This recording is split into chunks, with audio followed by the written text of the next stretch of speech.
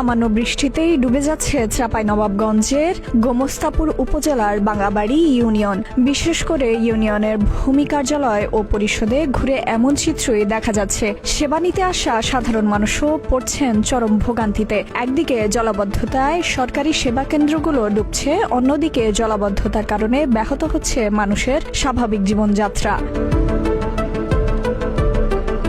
স্থানীয়রা বলছেন, দীর্ঘদিন ধরে ড্রেনেজ ব্যবস্থার অব্যবস্থা এবং পানি নিষ্কাশনের সঠিক পথ না থাকায় সামান্য বৃষ্টিতেই সৃষ্টি হচ্ছে এই ভয়াবহ জলাবদ্ধতা। ফলে সরকারি সেবা কেন্দ্র হলেও এসব সাধারণ মানুষের জন্য দুর্ভোগের জায়গায় পরিণত হয়েছে। এটা আমাদের সকল স্টাফের জন্য খুব কষ্টজনক এবং জনগণের জন্য খুব কষ্টজনক।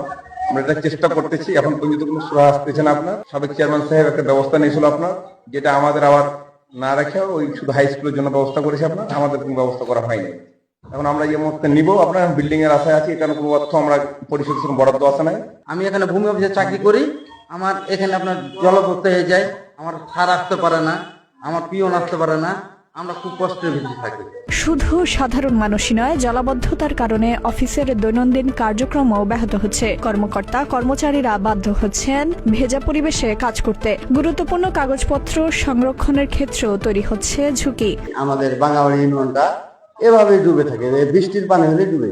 আমরা এই হুঁশ হয়ে আমরা দেখতে পাচ্ছি, কিন্তু আজ পর্যন্ত কোনো উন্নয়ন দেখছি না। বৃষ্টির সময় কোনো সুবিধা পাওয়া যাচ্ছে না, এটা অনেক দিন থেকে এই সমস্যা। তো বলছে উদ্যোগ নিয়েছি, কিন্তু কই আমরা এতদিন ধরে শুনছি হবে পরিশোধ হবে, মাটি ভরাট হবে, এগুলো কিছুই পাচ্ছি না। সমস্যা সমাধানে সকল ধরনের প্রস্তুতি নেওয়া হবে বলে জানিয়েছেন উপজেলা প্রশাসনের কর্মকর্তা। এটা অনেক আগের একটা ভবন, সেই ভবনটা আমরা অলরেডি পরিত্যক্ত ঘোষণা করেছি, কন্ডেম ঘোষণা করা হয়েছে এবং মিনিস্ট্রিতে আমরা এটা নতুন করে ভবন বরাদ্দ দেওয়ার জন্য বা আনুষঙ্গিক যে কাজ আছে সেটার জন্য আমরা লিখেছি।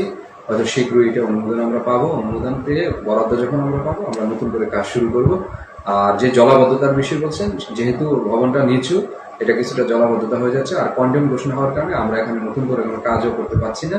আশা করি খুব দ্রুতই আমরা এটা পদক্ষেপ নেব। আর বৃষ্টি আসলে সেখানে পানি জমে যায় এবং একদিন বা 2 দিন সর্বোচ্চ থাকে। স্থানীয়রা দ্রুত কার্যকর পানি নিষ্কাশনের ব্যবস্থা গ্রহণের দাবি জানিয়েছেন। তাদের প্রত্যাশা, স্থায়ী সমাধান হলে ফিরবে স্বাভাবিক পরিবেশ এবং মুক্তি মিলবে এই দীর্ঘদিনের দুর্ভোগ থেকে।